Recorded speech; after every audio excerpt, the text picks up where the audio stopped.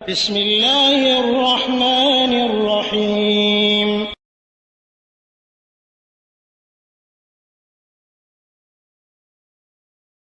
بسم الله الرحمن الرحيم الحمد لله رب العالمين والصلاة والسلام على أشرف الأنبياء والمرسلين نبينا محمد وعلى آله وأصحابه أجمعين ومن تبعهم بإحسان إلى يوم الدين أما بعد। সম্মানিত ভাই, আপনি প্রশ্ন করেছেন যে আলেমদের ব্যাপারে, যে আপনি ইউটিউবে দেখেন যে এক আলেম আরেক আলেমের পিছনে বদনাম করে বেড়ায়। এক্ষেত্রে আপনি প্রশ্ন করেছেন যে এই একটা বলতে আপনি কোরআন শরীফের কথা বলছেন যে কোরআন শরীফে আছে, আল্লাহ তাআলা বলছেন যে সামনে ধিক্কার দেয় এবং পিছনে নিন্দা করে বেড়ায়। সামনে ধিক্কার দিয়ে পিছনে নিন্দা করে বেড়ায়, এটা কাফেরদের বেলায় বলা হয়েছে এবং এটা অর্থ হচ্ছে যে অহংকার বশত আরেকজনকে খাটো করার জন্য বলে, এবং নর্মালভাবে আরেকজনের ব্যক্তিগত দোষগুলা পিছনে বলে, সামনে বলতে পারে না। সামনে বলে না, সামনে পিছনে বলে এবং সামনে সে বলার সাহস রাখে না। এটাকে বলা হয় বদনাম। আর 6টা ক্ষেত্র 7টা ক্ষেত্র রয়েছে, সেটা অবশ্যই বলতে হবে, না বললে আরও পাপ হবে। সেটা হচ্ছে, 1 নম্বর হচ্ছে জুলুমের ক্ষেত্রে জালেমের জুলুমকে বন্ধ করার জন্য অবশ্যই তার পিছনে বলা যাবে। 2 নম্বর হচ্ছে ফতুয়া জানার জন্য। এখন আপনি নিজেই আপনি যে এখন পিছনে বলতেছেন, আপনারটাও বদনাম হয়ে গেছে। যদি আপনার যেভাবে আপনি বুঝেছেন, তা আপনি এখন আলেমদের ব্যাপারে দোষারোপ করতেছেন, পিছনে বলতেছেন, তাহলে হয়তো আপনারটাও বদনাম হয়ে যাবে। আসলে আপনি ফতুয়া জানার জন্য জিজ্ঞাসা করেছেন, এক্ষেত্রে এটা বদনাম হবে না। তো কাজেই ফতুয়া জানার জন্য বদনাম হবে না। বিচার ফয়সালা করার জন্য একজনের বিচার ফয়সালা, সে চোর না চোর, তার পিছনে চোর বলতে হবে, সে একজন চোর বা দোষ। বিচার ফয়সালা করার জন্য তার দোষ ত্রুটি অবশ্যই বলতে হবে, সেখানে না বললে আর গুনাহ হবে। এবং যারা নাকি প্রকাশ্যে পাপাচার করে, তাদের কথা পিছনে সামনে সর্ব অবস্থায় বলা যাবে, সেখানে সেটা নিন্দাও হবে না এবং সেখানে ধিক্কার হবে না। বিয়ের করার ক্ষেত্রে 5 নম্বর হচ্ছে, বিয়ে করার ক্ষেত্রে পাত্র পাত্রীর অবস্থা জানার জন্য অবশ্যই জিজ্ঞাসা করা যাবে এবং পিছনে তাদের দোষ ত্রুটি থাকলে অবশ্যই বলা যাবে। সেখানে গোপন রাখলে বিয়েটাও ভালো হবে না, সেখানে অনেক অসুবিধা হতে পারে। এটা অবশ্যই জানতে হবে। এবং 6 নম্বর হচ্ছে নসিহতের ক্ষেত্রে একজনকে অন্যজনকে সাবধান করার জন্য, নসিহত করার জন্য। 7 নম্বর হচ্ছে পরিচয় নির্ধারণের জন্য।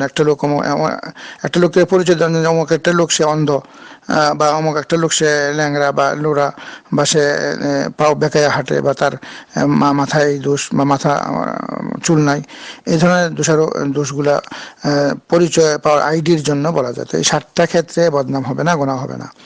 এটা যে কোনো আলেম হোক আর সাধারণ লোক হোক, এক আলেমের কথা আরেক আলেম বলতে পারবে, সাধারণ লোক সাধারণ কথা বলতে পারবে, এক্ষেত্রে কোনো ধরনের পাপ হবে না। কিন্তু বদনাম কখন হবে? যখন একজনের দোষটা সে সামনে বলতে পারবে না, পিছনে বলবে আর অহংকার বশত বলবে, এটা বদনাম।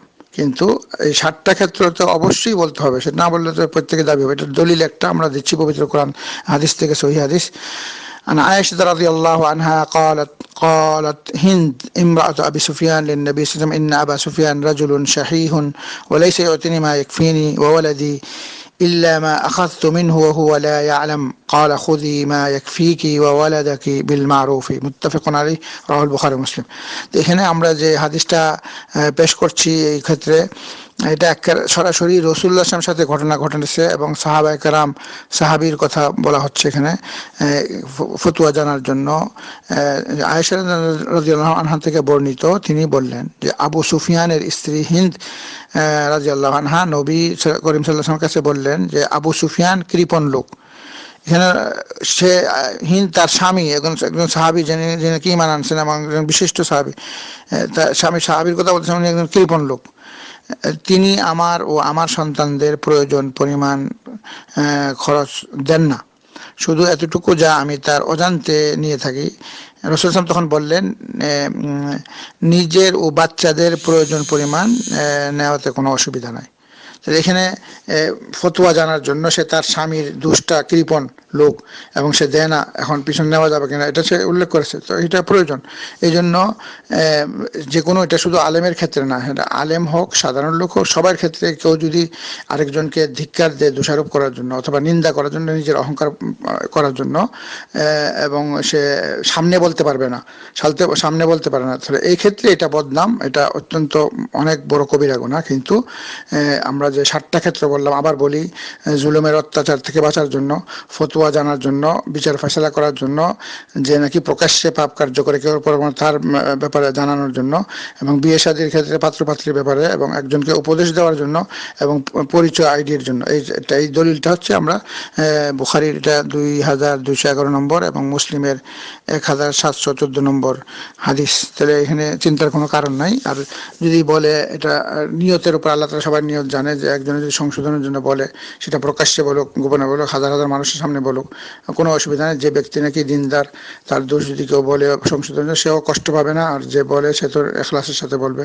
এই ধরনের আমরা পক্ষপাতিত্ব করা, একজনের পক্ষে আরেকজনের কথা বলা, এটা ঠিক না। আর কোরআন হাদিসে যেটা আছে সেটা আমাদের মানতে হবে, এবং সেখানে বিনা দ্বিধায় বিনা সংকোচে আল্লাহর বিধানকে গ্রহণ করতে হবে। আল্লাহ তাআলা আমাদের সবাইকে দ্বীন ইসলামের সঠিক বিধানগুলো সঠিকভাবে জানা, বোঝা, আমল করার তৌফিক দান করুক। ওয়া সাল্লাল্লাহু আলা নবিনা মুহাম্মদ ওয়া আলা আলিহি ওয়া আসহাবিহি আজমাইন বিরহমাতিকা ইয়া আরহামার রাহিমিন।